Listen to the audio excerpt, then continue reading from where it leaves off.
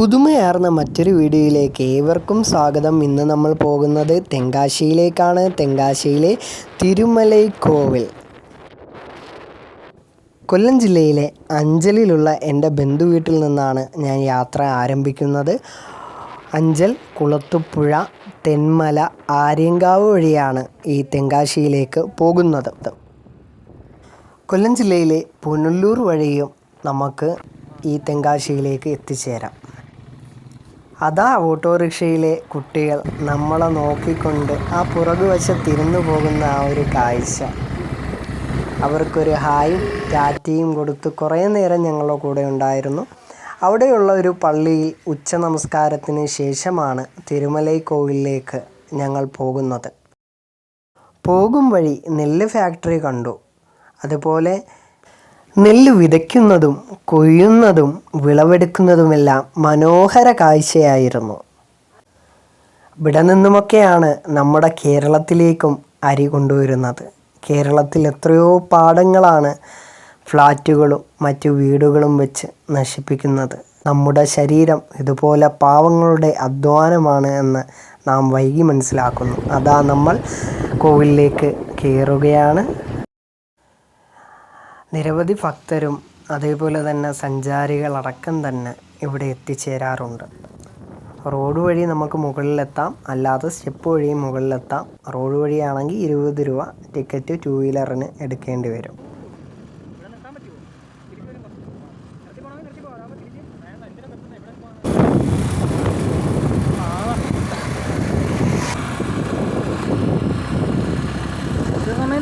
കുഞ്ഞുനാളിൽ കൊടൈക്കനാലിലേക്ക് പോയപ്പോഴാണ് ഇതുപോലൊരു കാഴ്ച കാണുന്നത്. വയലും തെങ്ങിൻ തോപ്പുകളും പാറകളുമെല്ലാം യാത്രയെ മനോഹാരിതമാക്കി.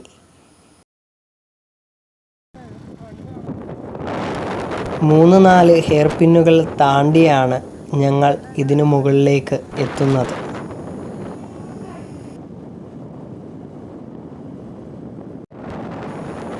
പോകുന്ന വഴികളെല്ലാം മരങ്ങളാലും ചെടികളാലും മനോഹരമായിരിക്കുന്നു.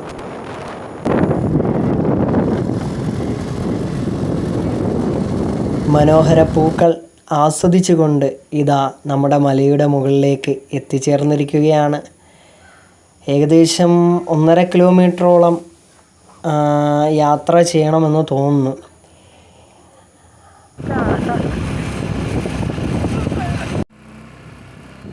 വീഡിയോ കാണുന്നവർ മനോഹരമായ വീഡിയോ കിട്ടാൻ വേണ്ടി എൻ്റെ ചാനൽ സബ്സ്ക്രൈബും ലൈക്കും ചെയ്യണം. നമുക്ക് തുടർന്ന് വീഡിയോ കാണാം.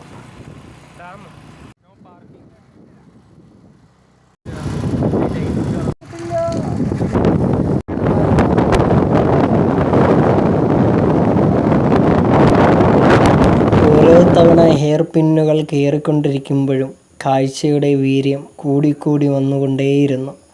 ആ പൂക്കളും എല്ലാം ആസ്വദിച്ചുകൊണ്ട് ഒടുവിലിതാ നമ്മൾ മുകളിൽ എത്തിച്ചേർന്നിരിക്കുകയാണ്. കാറും ബൈക്കും പാർക്ക് ചെയ്യാൻ പ്രത്യേക സ്ഥലമുണ്ട്. നടന്നു കയറുന്നവർക്ക് സ്റ്റെപ്പ് വഴി നടന്നും കയറാനും സൗകര്യമുണ്ട്. തെങ്കാശിയിലെ മനോഹര പ്രദേശമാണ് മേക്കര ഗ്രാമം. കാണുന്നതാണ് മേക്കര ഡാം. അവിടെ വേറെ ഇപ്പോൾ ഏകദേശം 1 മണി ആയിട്ടുണ്ട്. വലിയ വെയിലോ കാര്യങ്ങളോ ഒന്നുമില്ല. തണുത്ത അന്തരീക്ഷമാണ് ഈ ഭാഗത്തുള്ള.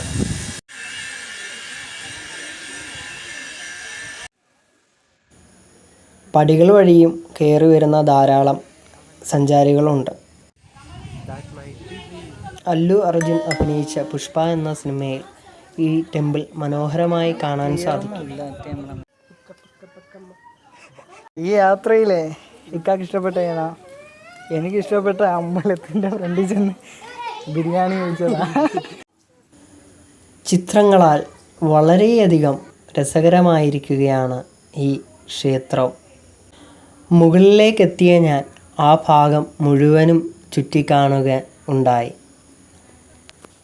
മുകളിലായി അത്ഭുതമെന്ന് പറയട്ടെ, ഒരു കുളവുമുണ്ട്.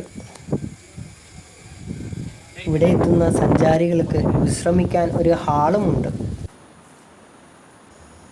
തിരിച്ചു പോകും വഴി നല്ലൊരു കാറ്റടിച്ചു. പേടിച്ചാണ് അവിടുന്ന് ഇറങ്ങിയത്. ആര്യങ്കാവ് കഴിഞ്ഞു വരുമ്പോൾ കേരള പാലസിൻ്റെ ബോർഡ് വെച്ച ഇങ്ങനെ ഒരു ഭാഗം കാണും.